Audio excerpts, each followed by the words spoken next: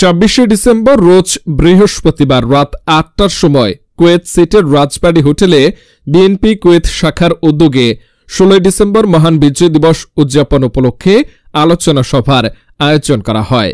Kuwait বিএনপির senior সহসভাপতি আব্দুল কাদের মোল্লার সভাপতিত্বে ও আব্দুল কাদের এবং আরিফুর রহমান শাহিন এর পরিচালনায় অনুষ্ঠানে প্রধান অতিথি হিসেবে ভিডিও কনফারেন্সে বক্তব্য রাখেন বিএনপি চেয়ারপারসন এর উপদেষ্টা হাবিবুর রহমান হাবিব।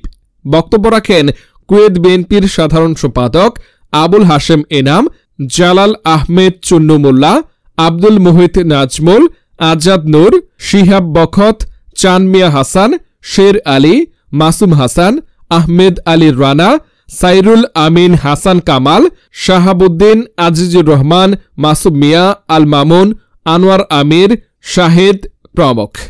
অনুষ্ঠান শুরু হওয়ার আগে দলে দলে যোগদান করে কুয়েত বিভিন্ন রাজ্য শাখার বিএনপি ও অঙ্গ সংগঠনের নেতাকর্মীরা। অনুষ্ঠানের শুরুতে পবিত্র কোরআন পাঠ করা হয় ও জাতীয় সঙ্গীত পরিবেশন করা হয়।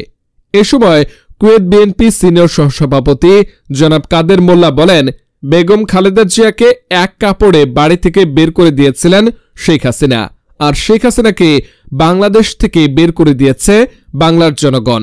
বাংলার মাটিতে শেখ হাসিনার ঠাঁই নাই। কাদের মোল্লা আরও বলেন, শেখ হাসিনাকে ভারত আশ্রয় দিয়েছেন। শেখ হাসিনাকে যারা আশ্রয় দেবে তারা কখনো বাংলাদেশের বন্ধু হতে পারে না। বক্তব্যে তিনি আরও বলেন, আমরা ভারতকে বয়কট করলাম, ভারত আমাদের বন্ধু হতে পারে না।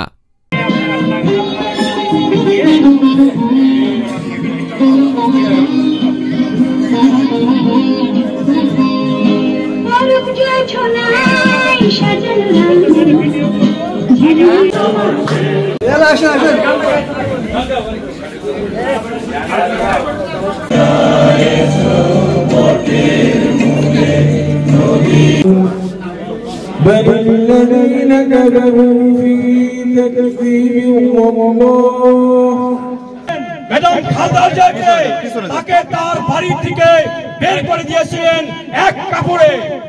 আজকে যে শেখ হাসিনা বেগম খালেদা জিয়াকে ঘর থেকে বের করে দিয়েছিলেন, সেই শেখ হাসিনা তার সরকার বাংলাদেশ থেকে জনগণ বের করে দিয়েছে। বাংলার মাটিতে শেখ হাসিনার ঠাঁই নাই।